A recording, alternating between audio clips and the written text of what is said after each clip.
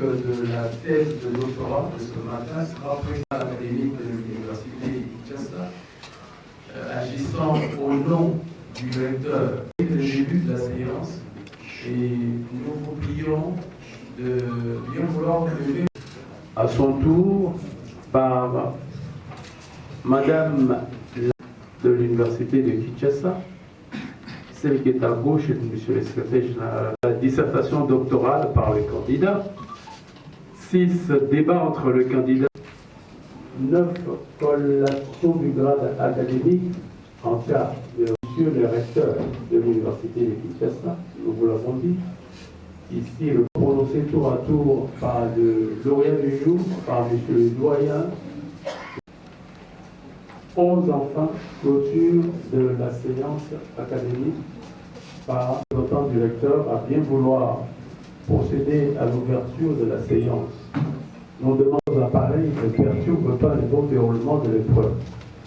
Par ailleurs, nous informons. Je demande à l'assistance de respecter scrupuleusement le caractère solennel de la présente cérémonie académique afin que cela triomphe. J'invite Monsieur le doyen de la faculté des lettres et sciences humaines à vérifier les dossiers académiques du candidat et à certifier que les conditions sont remplies pour la soutenance.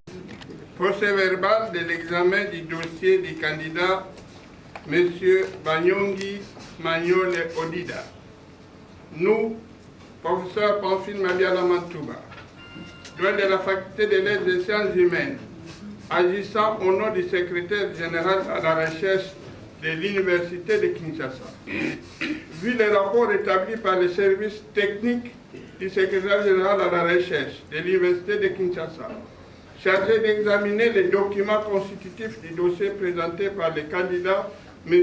Banyongi Manyole Odida, à savoir ses pièces administratives, son cursus académique et les divers certificats et diplômes antérieurs exigés, la régularité de son inscription à l'épreuve de doctorat en lettres et civilisation anglaise et le paiement des frais y afférents.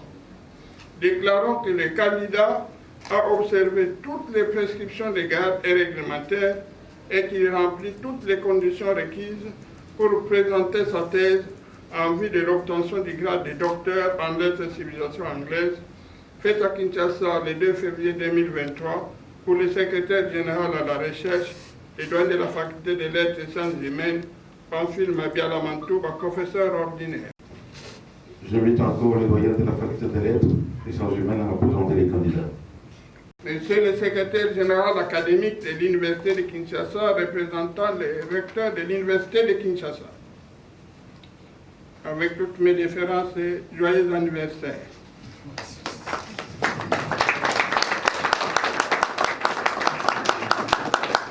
Messieurs les professeurs et membres du jury, mesdames, mesdemoiselles et messieurs, voici la présentation du candidat. Banyongi Manyole Odida et vérification des documents scolaires et académiques versés dans son dossier pour l'épreuve de thèse de doctorat. En 2023, le deuxième jour du mois de février à Kinshasa, nous, Mabiala Mantoubango Pamphile, professeur à l'Université de Kinshasa et doyen de la faculté de lettres et sciences humaines, procédons à la présentation de M. Banyongi Manyole Odida, à la vérification des documents scolaires et académiques versés dans son dossier pour l'épreuve de la soutenance des thèses de doctorat en lettres et civilisation anglaise. Attendu que M. Banyongi Manyole Odida est né à Makanza, ex-Nouvelle-Anvers dans la province de l'Équateur, le 1er février 1972, en République démocratique du Congo.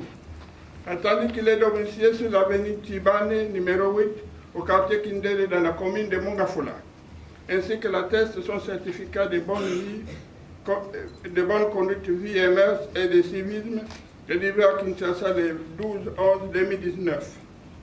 Attendu qu'il est détenteur d'un certificat de bonne conduite vie et mœurs et de civisme délivré à Kinshasa le 12 novembre 2019. Attendu qu'il possède un certificat médical d'aptitude physique délivré par la clinique universitaire de Kinshasa le 25 avril 2018. Attendu qu'il a effectué ses études primaires à l'école primaire Lomponda à la province de l'Équateur de 1978 à 1984 et a obtenu un certificat d'études primaires. Attendu qu'il a poursuivi ses études secondaires à l'Institut Kisholoke à Makanza, dans la province de l'Équateur, est-il sanctionné par un diplôme d'État des humanités pédagogiques, option pédagogie générale.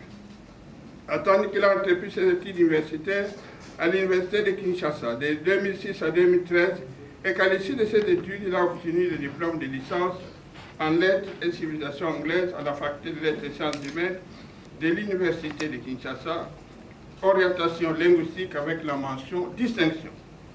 Attendu qu'il a suivi de 2016 à 2019 le programme de diplôme d'études approfondies DEA en lettres et civilisation anglaise de la faculté de lettres et sciences humaines de l'Université de Kinshasa, diplôme obtenu avec la mention distinction. Attendu qu'il a été admis par décision rectorale numéro 005/INIKIN/R/2020 du 19 août 2020 à l'inscription en thèse de doctorat au département de lettres et civilisation anglaise de la faculté de lettres et sciences humaines de l'Université de Kinshasa, et qu'à ce titre, il a été autorisé à soutenir sa dissertation doctorale intitulée A Study of English Materials and Language Performance in English as Foreign Language Context, a Case Study. Attendu que le jury nommé par décision rectorale numéro 0317/INIKIN/R/2022 du 5/12/2022 est chargé d'examiner sa thèse de doctorat est composé comme suit. 1. Professeur Maleka Nikapele Athanase, président et membre du jury. Effectif. Professeur Mundala Otete Emery, secrétaire du jury et membre effectif.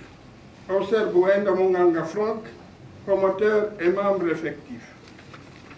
Professeur Itangaza Mobangu Thierry, membre effectif. Professeur Mwaka Dilusala, membre effectif. Professeur Madjambo Kalonda Albin, membre suppléant. Professeur Nwaba Mimbala Ferdinand, membre suppléant. Attendu que le quorum requis est atteint et que le jury peut valablement siéger, invitons le président de la séance à autoriser la soutenance publique de la thèse de doctorat en lettres et civilisation anglaise de monsieur le chef de travaux Banyongi Manyole Odida, faite à Kinshasa le 2 février 2023, le doyen de la faculté de lettres et sciences humaines, Pamphile Mabiala Mantouba, professeur ordinaire.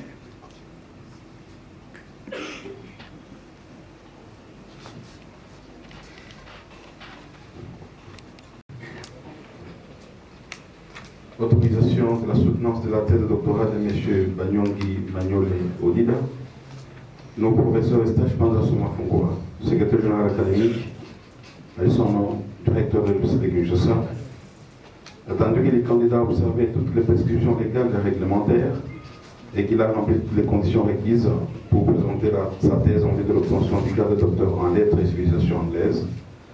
Attendu que les jurys nommés par décision rectorale numéro 0317/INIKIN/R/2022 du 5 décembre 2022 pour procéder à l'examen de la thèse présentée par M. Banyongi Manyole Odida a déclaré ceci recevable en vertu des pouvoirs qui nous sont conférés par l'arrêté ministériel numéro 292/MNP/MNP/LM/2021 du 16 septembre 2021 portant nomination des membres du comité de gestion de l'Université de Kinshasa, spécialement son article 2e, et en exécution des dispositions de l'article 15 de l'ordonnance loi numéro 0421-142 du 3 octobre 1921 portant création de l'Université de Kinshasa, autorisant la soutenance publique de la thèse de doctorat en lettres et civilisation anglaise de M. Banyongi Manyole Odida et passons la parole au président du jury. Fait à Kinshasa le 2 février 2023 pour le recteur de l'Université de Kinshasa, secrétaire général académique, Estache Panzasuma Fungoa, professeur ordinaire. Okay. Now back to you, Mr. Banyongi. You have first 5 minutes maximum to make your statement in French for the public. Doesn't speak English. And after that, you will continue with your statement in 10 minutes in English. You have the floor. Ici représenté par le secrétaire général académique, président de la séance, cher comité de gestion de l'Université de Kinshasa, cher bureau de canal de la faculté des lettres et sciences humaines, cher monsieur le président du jury, cher monsieur le secrétaire du jury, cher monsieur le membre du jury, mesdames, mesdemoiselles et messieurs. C'est un grand privilège et honneur pour moi d'être devant vous pour présenter cette thèse. Cette dernière s'intitule A Study of English Materials and Language Performance in an EFL Context, a Case Study. Comme stipule son intitulé, cette thèse porte sur les matériels d'anglais et les performances linguistiques dans un contexte d'anglais comme langue étrangère. Elle est destinée à découvrir les performances linguistiques réelles des étudiants basées sur la material boundedness qui a été théorisée à partir de la colonne vertébrale des matériels d'anglais et des types d'apprenants composés de divers types d'apprenants en termes d'utilisation des matériels, plus des types d'apprenants fraîchement découverts. Tous les types d'apprenants ont été catégorisés en deux groupes, les étudiants avec matériel et les étudiants sans matériel. Le problème s'est posé à partir d'une interdiction indirecte ou directe de la vente des matériels fabriqués par les enseignants par de nombreux décideurs et autorités académiques congolais, alors que les enseignants affirment que les matériels imprimés restent des outils précieux dans l'enseignement de la langue seconde et ou de la langue étrangère. Cela a créé une véritable confusion dans l'esprit des étudiants et de leurs parents. Par conséquent, le processus d'apprentissage de l'anglais des étudiants a été mis en question alors que la langue anglaise gagne remarquablement et surtout du terrain dans le monde entier en ayant un statut unique par rapport aux autres langues. La conception de la recherche aux méthodes mixtes a été utilisée pour la collecte, le traitement et l'analyse des données.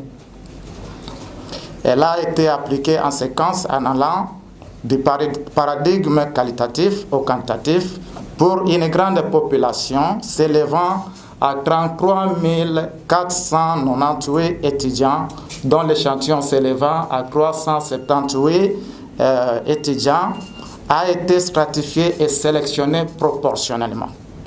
Les données recueillies ont été traitées et analysées à l'aide des logiciels Microsoft Excel et SPSS pour générer des statistiques, des tableaux, des figures et des représentations graphiques.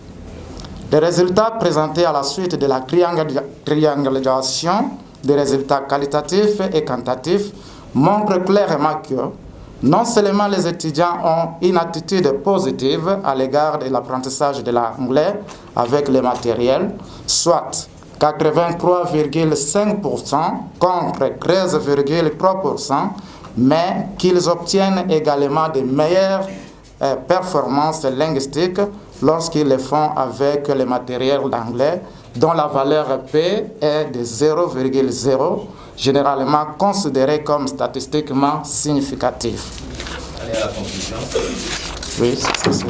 Les matériels d'anglais ont plus de l'impact sur les contextes d'enseignement et d'apprentissage de l'anglais en RDC. Les décideurs, les autorités académiques et les autres parties prenantes devraient prendre conscience du statut sociolinguistique de la langue anglaise et de l'avancée qu'elle est en train de prendre de nos jours dans le pays ainsi que dans le monde afin de promouvoir les matériels d'anglais qui peuvent aider les étudiants congolais à mieux réussir et être au même niveau que les autres apprenants sur le plan international. Cher monsieur le recteur de l'Université de Kinshasa, ici représenté par le secrétaire général académique, président de la séance, cher comité de gestion de l'Université de Kinshasa, cher bureau de canal de la faculté des lettres et sciences humaines, cher monsieur le président du jury, cher monsieur le secrétaire du jury, chers membres du jury, mesdames, mesdemoiselles et messieurs, en gros, c'est ça le résumé de cette thèse. Okay, you can continue now with the English statement. Good. It's a yeah. Thanks for the floor.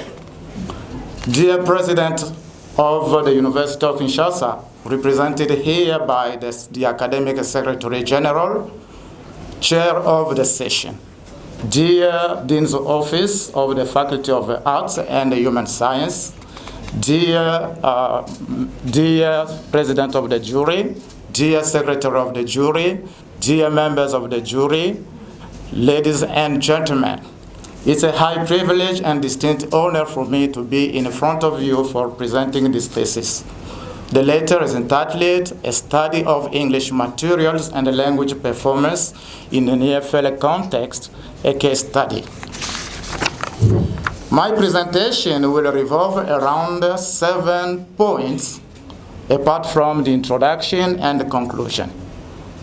The first is the problem, the second is the objective of the work, the third, the research question, the fourth, hypothesis, the fifth, methodology and the research design, the sixth, division of the work, and the seventh, the findings. English is gaining ground worldwide by bearing a unique status as compared to other languages. Therefore, in many countries' curricula, English has been incorporated and taught as second or foreign language, and the ELT has become a dynamic field of study and research. Nowadays, there is a noticeable emergence of the term English as a lingua franca as a way of referring to communication in English among speakers with different first languages. Approximately, there is 1 out of every 4 speakers of English who is a native speaker of the language. With globalization, the entire world looks like a single community which better communicates in English, even though it has various means of communication at its disposal. So in some countries, English is taught as a global lingua franca. The outstanding reason why English is regarded as a global language is that the world's knowledge is stored and transmitted in English. It is a progressive, dynamic, and a flexible language. Of the participants. Why did you have more participants in the quantitative investigation than the qualitative investigation? I mean, would there have been a problem with your findings had you had a 50-50 distribution of participants? Exactly, that's also a very good question. As I dealt with mixed method, there are many types of mixed methods that, according to many methodologists, such as Kresher, Morse, Onobuze, and so forth, who suggest that when you mix, for example, you are dealing with a mixed method in an exploratory research such as this one, you have to start with qualitative research, and the sample size has to be in between 100 and 200 individuals. Now, when it comes to check the congruity or incongruity and the complementarities of the findings, when you go for quantitative one, you have to heighten or to increase the number of those you need to test in a quantitative method. Okay, thank you.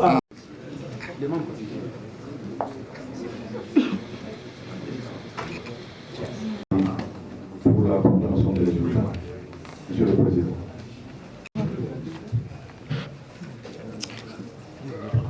Proclamation des résultats. Le jury chargé de procéder à l'organisation de l'épreuve de thèse de doctorat en lettres et civilisation anglaise a examiné la thèse présentée par le candidat, Monsieur le chef de travaux Banyongi Magnole Odida, en vue de l'obtention du grade de docteur en lettres et civilisation anglaise. Après délibération à huis clos, le jury a pris la décision suivante. Monsieur le chef de travaux, Banyongi Magnole Odida, a réussi avec la mention grande distinction.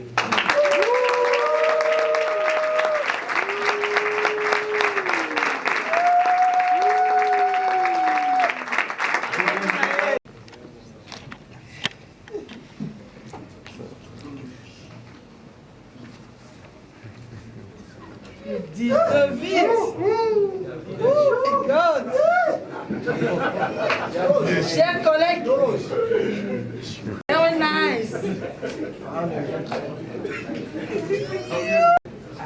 Yes, he did it. You deserve it. Congratulations. Oh my God.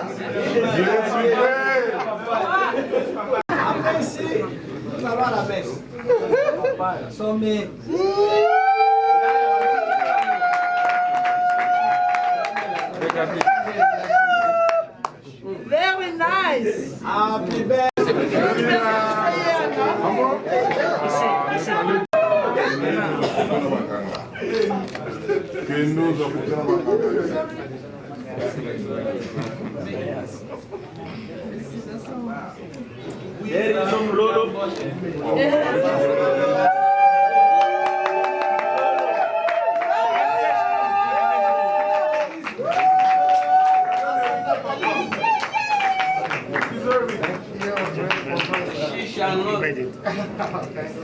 Thank you, my father, my brother.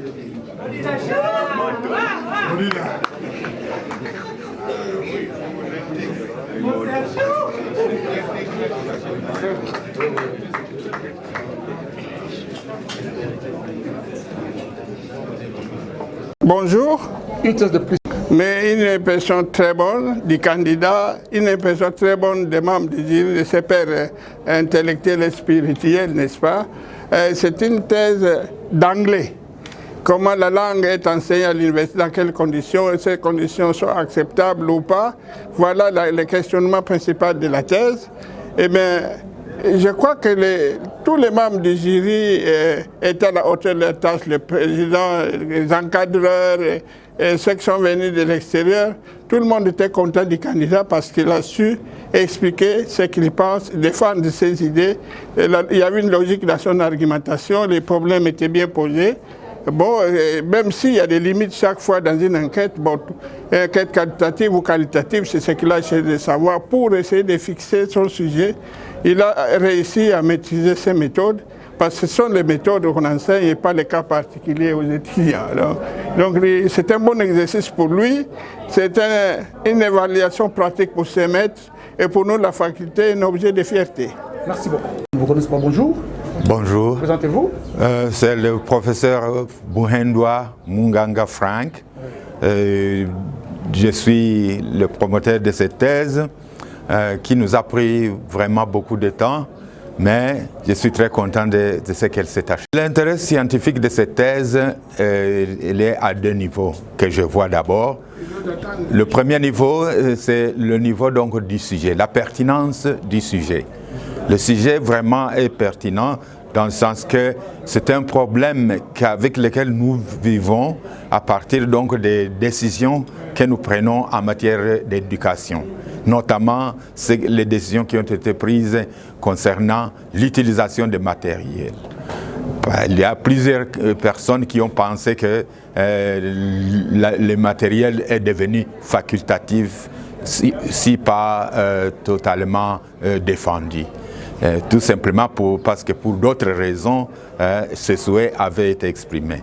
Et nous, la thèse recadre la question pour nous ramener à la raison de l'éducation, de l'apprentissage, qu'on ne peut pas apprendre sans matériel. Ça, c'est un.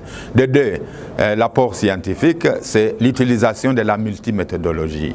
La multiméthodologie, c'est-à-dire qui implique les méthodes qualitatives combinées, mixées avec les méthodes quantitatives, ne sont pas couramment utilisées par plusieurs à cause de la difficulté.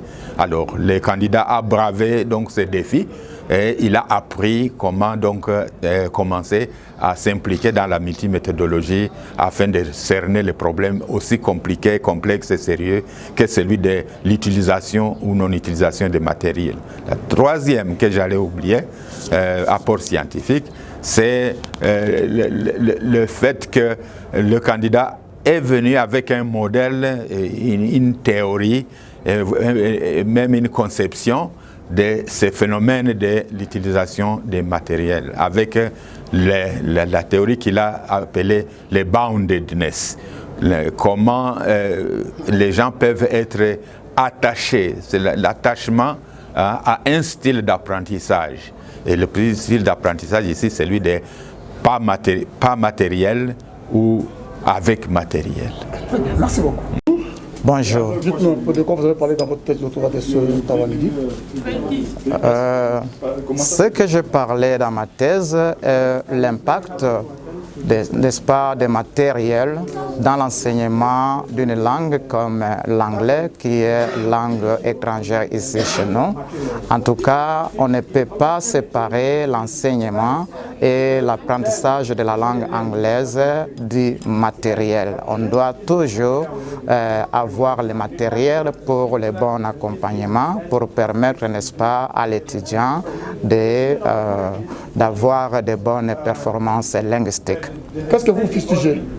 Je suis en train de fustiger les comportements de pouvoir pourvoir, n'est-ce pas, des matériels de l'anglais aux étudiants comme aux professeurs, comme c'est le cas dans d'autres pays qui sont civilisés, pour que, en tout cas, le processus d'enseignement et d'apprentissage de la langue anglaise puisse aller de l'avant, en particulier, et en général, tous les systèmes éducatifs dans toutes les disciplines.